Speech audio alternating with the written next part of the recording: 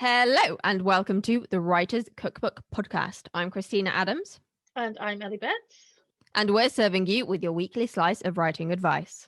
Yes, we are. This week we are discussing the 9 biggest issues that hold you back from finishing your work in progress. And wow, there are some surprising ones in there. Yeah, what holds people back is often not what they think it is. I'm very intrigued. Shall we dive in? Let's go.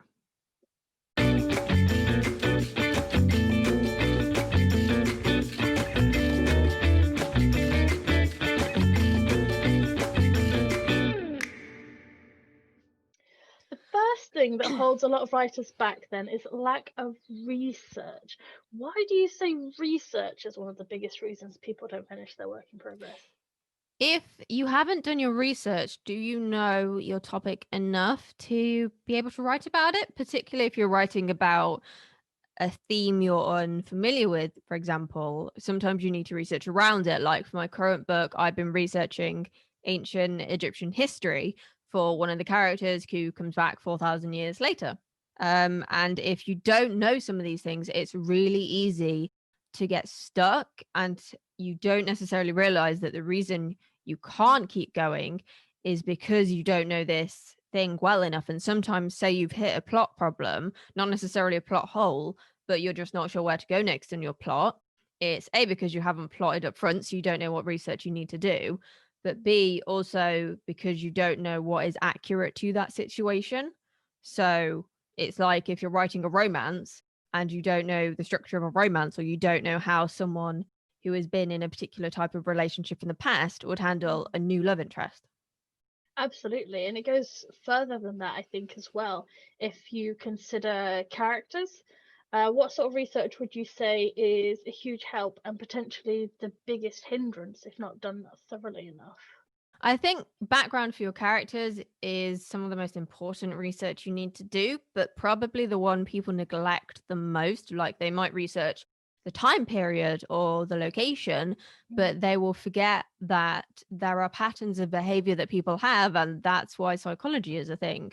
Mm. There is a cause Yeah, and effect to what happens to it. For instance, serial killers often start with mummy issues, torturing animals, and setting fire to things. This isn't always the case. lovely. I know, it's a great image, isn't it? But if you read Mindhunter, which is a great book and completely different to the series, but I'd highly recommend it if you're writing crime or anything with a psychopath in, then you will realize actually that the reason people end up in this place is because of a pattern of behavior and the way they were treated, along with the way they're wired in the first place. And who we are is a combination of nature and nurture. And, someone who's had a perfect childhood but is on the psychopathic scale could come across as normal and supportive, but then Mm. actually you look at it and certain traits are still there, but they manifest differently. Like the guy who did a bunch of research into psychopathy discovered he was on the psychopathic scale. Oh, Yeah. unfortunate. But because he had had a loving upbringing, he was able to have like healthy relationships and not a serial killer. Wow, that is so interesting. I think even people who haven't studied psychology at all, like I think most people like me, can vouch for the fact that your childhood has an impact on how you live your life. Even in the most basic terms, people crave stuff in their adulthood that they didn't have in their childhood and things like that. So there's a lot to be said for that kind of research, I think. Yeah. And the thing is, childhood is a big one because everything is new and novel to us when we're a kid.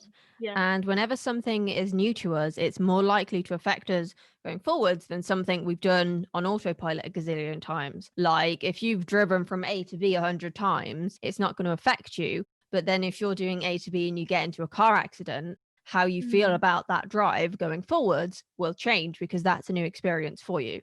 Like, I remember when I was younger, we were going up this hill into a car park, and my mum stalled the car and the car started rolling backwards. And Oh there were my people goodness. at the bottom of the hill. And like, I don't know, maybe I was like a teenager at the oldest. I was wrecking it at this point. Mm. And ever since then, I have been terrified of driving on hills. I used to really panic during hill starts in my driving lessons. So my driving instructor would make me do them more. But That's both even cruel and kind, isn't I it? know. I should mention the people were fine, but the car didn't roll back more than a foot. But I was terrified. I didn't know how cars worked at that age, you know? Of course, yeah. Yeah. I didn't care because I couldn't drive. But ever since then, when I'm going up a steep hill, it terrifies me. Like driving to yours, there are a couple of steep hills and it terrifies me. Oh, bless you. I didn't know that. Sorry, I'll move. Yes, please do. I'll work on that just for you. Thank you. That makes perfect sense, though. I mean, these things have a lasting effect. hmm Uh, the next topic we have listed here is plotting. Why would you say plot is a big reason people get stuck? Well, if you don't know where you're going, it's really hard to maintain momentum. Going back to cars, I have a weird thing for cars and baking analogies. Would you get into a car if you don't know where you're going? You know, even if you're using a sat nav or you've checked the route online and printed it off or whatever, you know what your end point is. And if you know where you want your characters to be at the end, whether that's they've caught the murderer or they're with their love interest or everyone's dead, you know what you're working towards. Yeah. And that makes it considerably easier to keep going because you've got something to work towards. And it may be that you don't know what you're going to see along the way, or you might know certain points, like where your service stations are, for example, but you don't have to plot it to the nth degree. You need to just have a general direction. Yeah, absolutely. I mean, I don't know if this is relevant, but the only characters I can think of in stories who set off with no direction are the ones that are not going through a good time. But then it tends to be external triggers that impact them. Like in The Rose Garden Mysteries by Denise Grover Swank, it is external triggers that trigger her internal journey. And she has a balance of both throughout the series. And that's what makes it so powerful.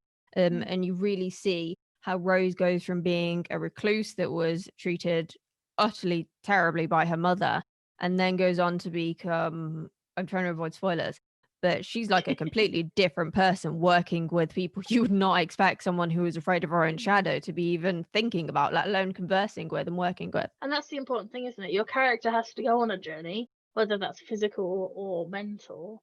But you've got to know where they're going to end up, even if you don't know how to get there, what they're actually going to go through specifically. You know, there has to be a change there, doesn't there? Precisely. Number three we have on our list is tension.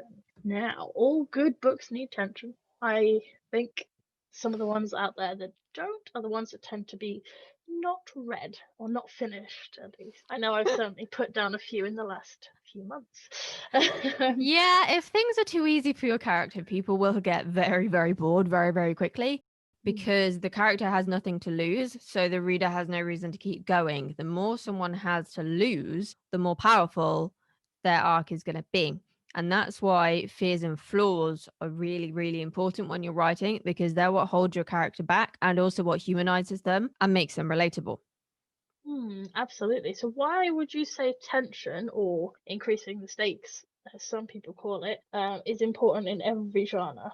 Because if you start really, really high, you have nowhere to go. And then your story goes like this, and it becomes like one of those really high concept TV shows that are like, this premise is great. Let's go. Let's do it. And then by the end of season one, people are like, what is this shit? Why was everyone so hyped about it? I don't want to name names. No, we People who are won't familiar name with me will names, but know I've what TV shows I'm referring to. mhm. Just look at the 2000s. There are a few examples from there. And I think a lot of producers now have learned from that mistake and they know that if you've got a high concept premise, you need to have enough of a story beyond that premise to keep going. And that's really hard if you start with just the most ridiculously high premise and you don't know your end point. And the two work really well Mm. because if you know your end point, then you can kind of work backwards. Oh, attacking my mic. You can work. This is what I need to attach the shock mount. Then you can work backwards and go, okay, this is another really high tension scene, but this one's a little bit lower, and you can move things around and piece them together Mm. like a jigsaw puzzle. Yeah, absolutely. And map it. I find mapping it and seeing it physically, you can pinpoint where it goes up and where it goes down and try and have a nice balance. Yeah, Would you? I used to do it on my coffee table using post-it notes and I would map out the peaks and troughs in the story. But now because I've done it so much, I can kind of visualize it in my head so I can bullet point it in Scrivener. And it's That's just a really case of I've helpful. done it so much, it's a lot easier for me to visualize, but I have to have those bullet points there because then I Mm. have got the idea out of my head and then there is room for other stuff in there. I think another issue in terms of stakes is not increasing them enough. That's You true. get some stories that start really low and never quite get high enough to raise that tension, do you think? Yeah, totally. It is a hard balance because I think people can worry about not having enough tension. They can worry about having too much and then they overthink it or overcomplicate it and it becomes really challenging and that can really stop them. But I Mm, think that's why having fears and flaws is so important because people will only overcome those things when they are pushed to the extreme.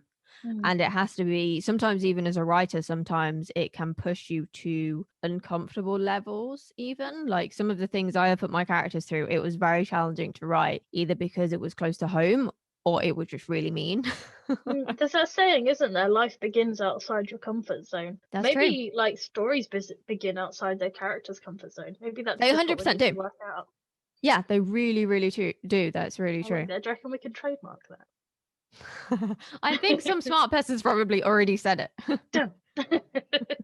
um, our next issue then is a little bit more complex.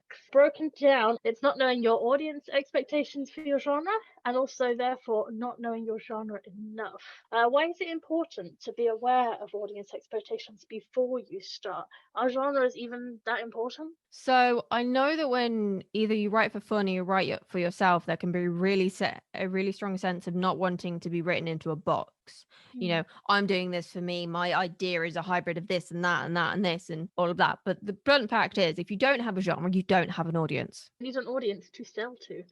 Exactly. Because, like it or not, people get attached to genres first, then the series, then the author. So it's a really long term relationship that you are looking to build. And also, when you are writing anything that's new to you, you have to know the rules before you can break them. So, going back to my cake analogies, because I do love a good cake analogy. If you are baking a cake for the very first time, you'd probably stick to something really simple, like a tray bake or maybe a Victoria sponge, right? Yep, that's true.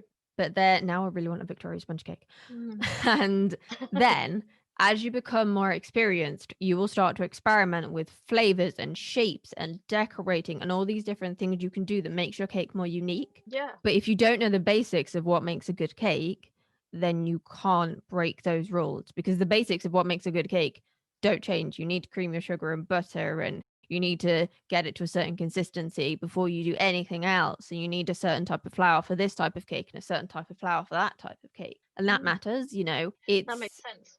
yeah, it's no different than poetry in that regard because a lot of people panic about writing poetry. It's like actually there are rules to poetry. And if you study those first, then writing poetry becomes a lot easier and a lot more fun. And then you can just do whatever you want with it. That makes perfect sense. I recently started adding walnuts to my banana bread. Mm. Just saying. Just saying. But yes, I think with regards to these rules, or at least these typical things you would expect to see, they vary very much across all genres. But if you read in your genre, I think it's very easy, or at least it's the best way I've found to pick up those rules.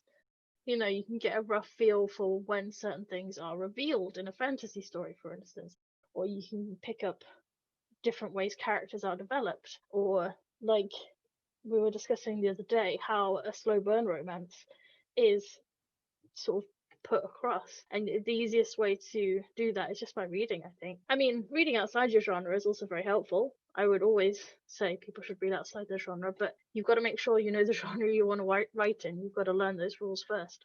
Yeah, totally. And it's not just about reading it passively. You need to read it actively and analyze it. You're not going to learn these things by osmosis, not Mm. without a good 20, 30 years under your belt. So you want to be cracking out the pencil and writing in the margins or highlighting on your e-reader. It Mm. pains me to I'm write in a so glad physical you said book. pencil because I can't write in books with a No. pen.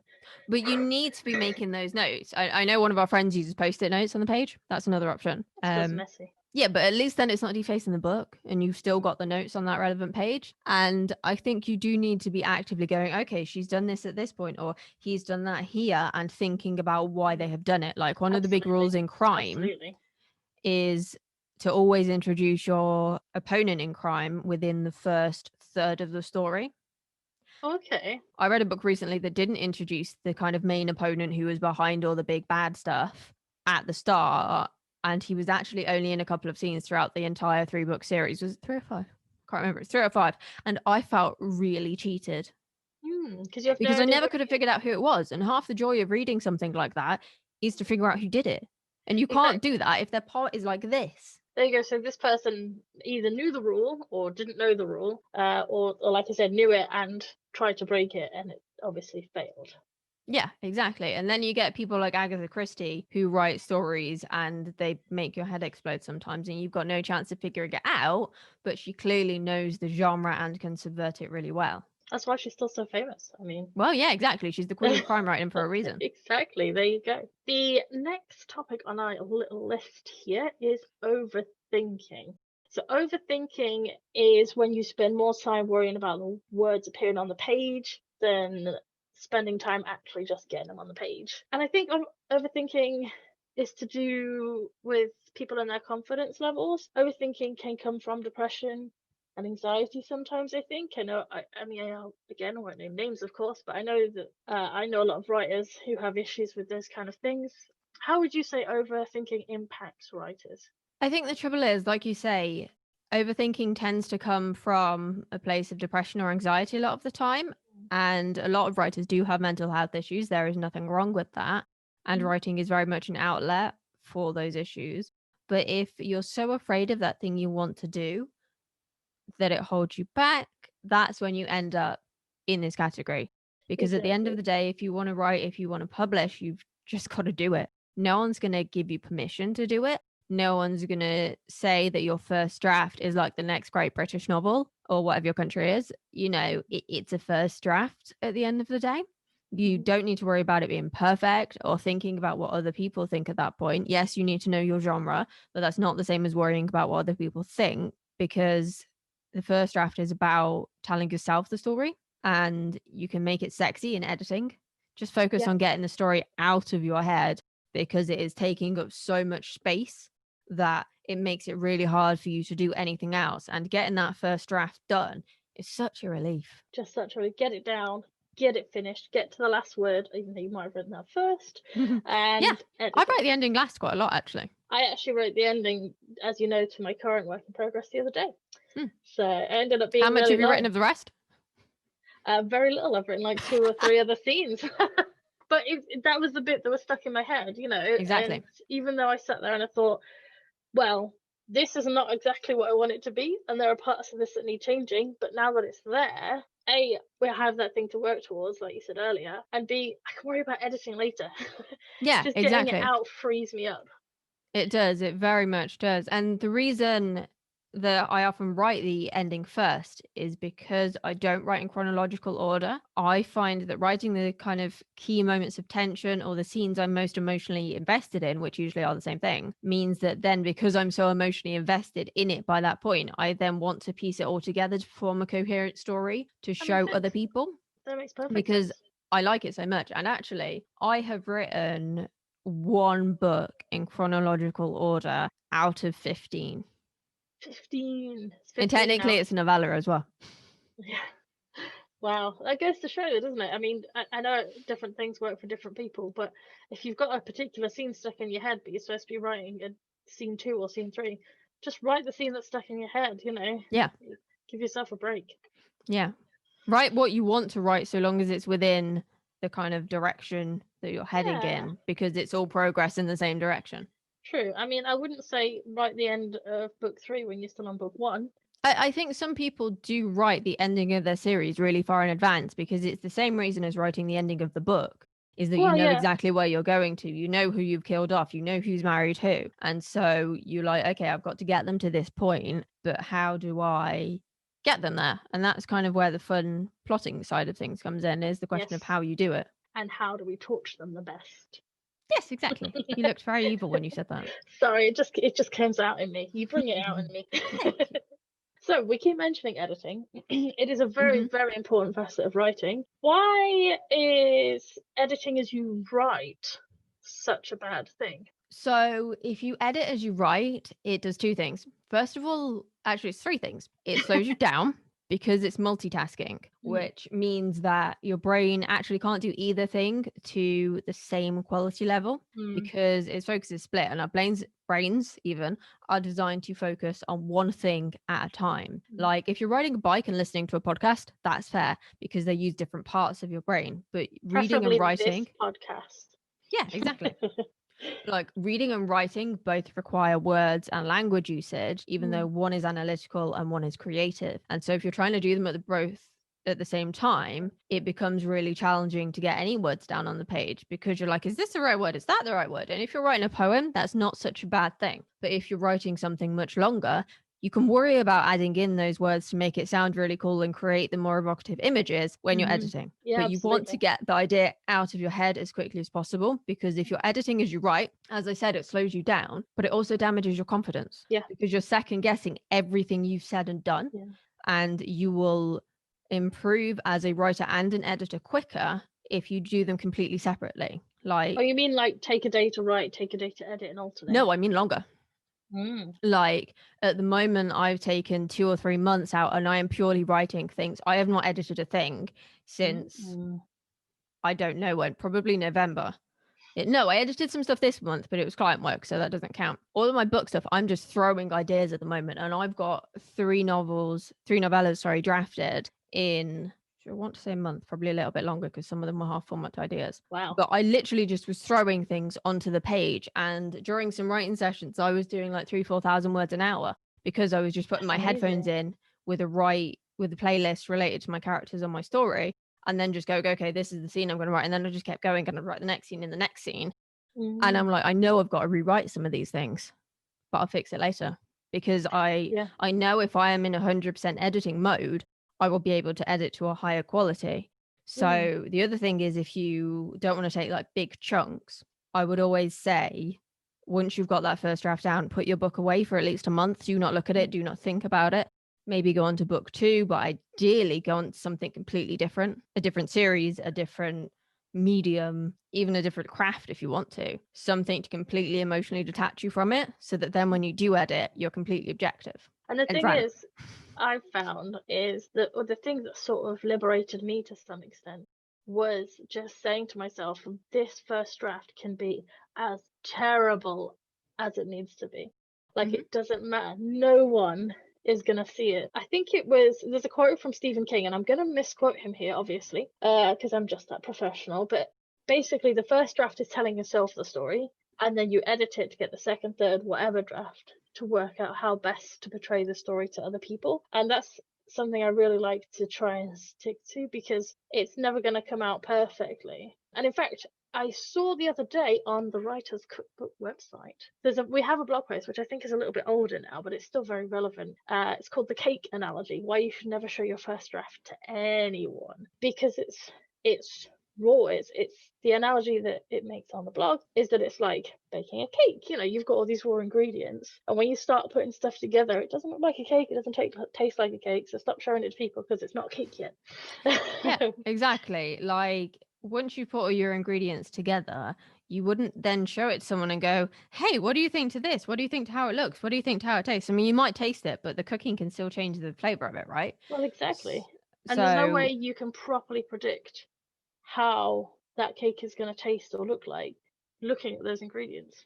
exactly. And unless you are dealing with a professional chef, they're not going to be able to tell you what the raw ingredients are going to look like when they're cooked. Someone like Paul Hollywood can look at approved loaf of bread and go, that's overapproved, it's going to be crap. But your average person can't do that.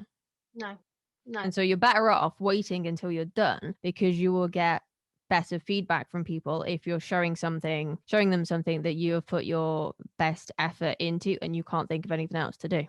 Absolutely. Absolutely. At the end of the day, like good things take time, like baking, particularly bread making, which I have a vendetta against, or writing a book. And Mm.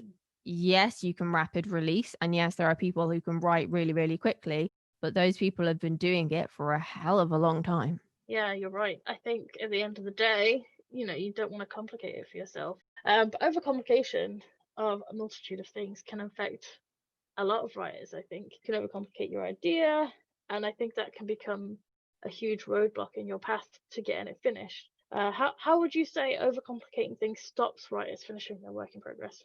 Yeah, I think it can sometimes be a case of, oh, I don't know this idea well enough, so I've got to stop. Or they come up with a very convoluted, overcomplicated plot Mm. that they, for want of a better way of putting it, are not experienced enough to write. And this is Mhm. why I say do not write epic fantasy as your first book, because you will probably never finish it because it Yep. is more work. And the more work that is involved in that first book, the harder you will find it to maintain that momentum Mm. to keep going, because you have to think about the magic system, not just what people can do with their powers, but what are the consequences of Mm. those powers and what are the limitations of those powers.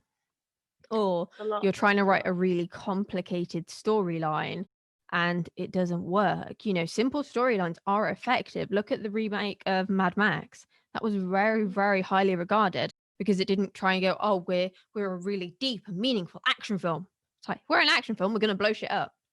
And it works. And That's it's a how it works. beautiful film. It's a really good film Mm. because Yeah. it didn't try to be something that it wasn't and it didn't overcomplicate anything. Sometimes that's the best way to be. People don't always want the most in-depth plots, and I think what you'll find actually is that most people just quite often just want a good story to read. It doesn't Exactly. have to be the most advanced, the most intelligent, the most complicated thing ever. It just has to be a good story and it has to work in the most Yeah, fundamental and way most possible. people, they read before bed before they go to sleep. Yeah, So if your story is really complicated, they're probably gonna it's probably gonna help them fall asleep for the wrong reasons.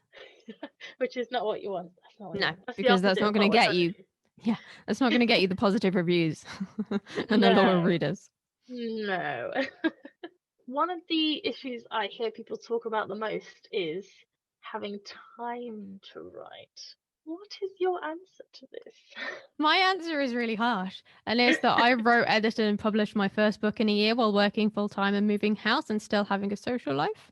Mhm. Mhm. So it is a case of prioritizing your writing because if you don't, no one else will do it for you. No, You have to absolutely. really actively make that time and look at those little pockets of time. Like, are you spending too long aimlessly scrolling through Facebook?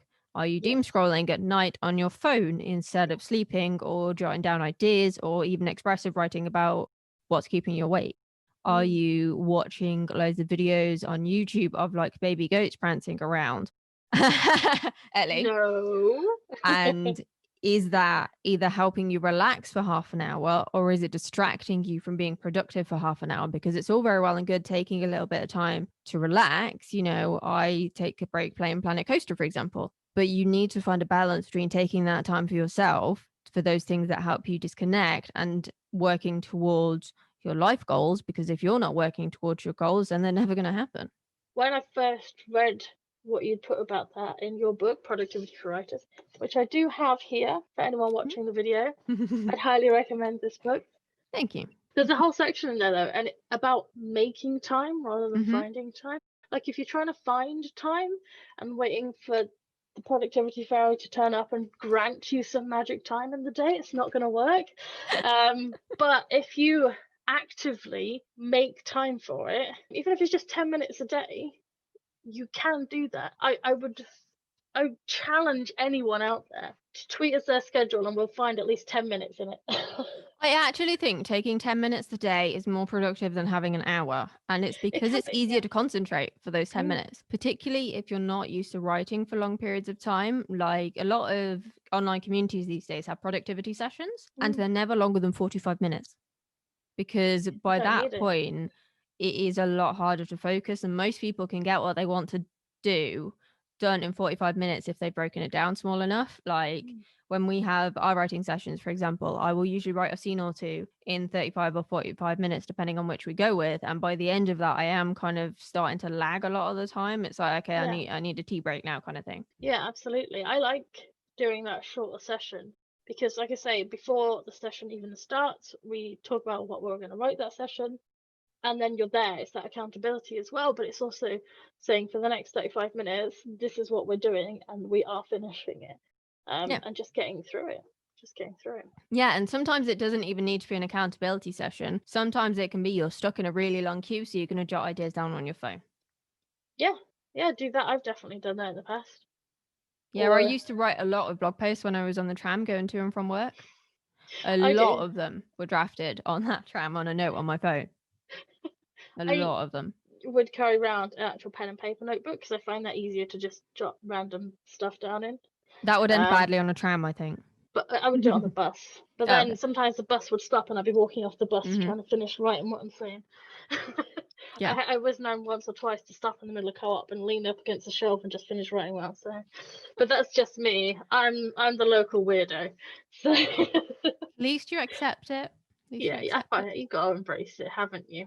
True. But yeah, I mean, you've got to have confidence in yourself as well, I think. Yeah, and sometimes, if you lack that confidence, you can feel like you don't deserve time to write Mm, because it's something that you enjoy. So you actively push this thing that you love away, almost as a way of punishing yourself. But it just makes you feel worse. You know, absolutely. Confidence is a huge issue that affects it is. probably a And lot of really good writers that don't get a chance to be that I writer. tend to find the more confident someone is in their abilities, the worse they actually are at it. And the less confident someone is, the better they are, but they can't admit it. But they are also more open to the feedback and Mm, in improving.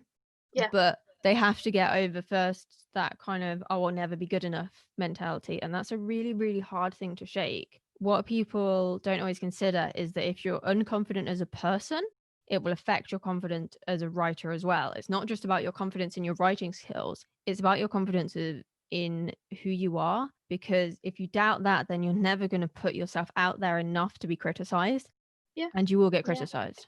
That's part and parcel of writing, isn't it? Which I think is people underestimate how useful and how much you can learn from being criticized.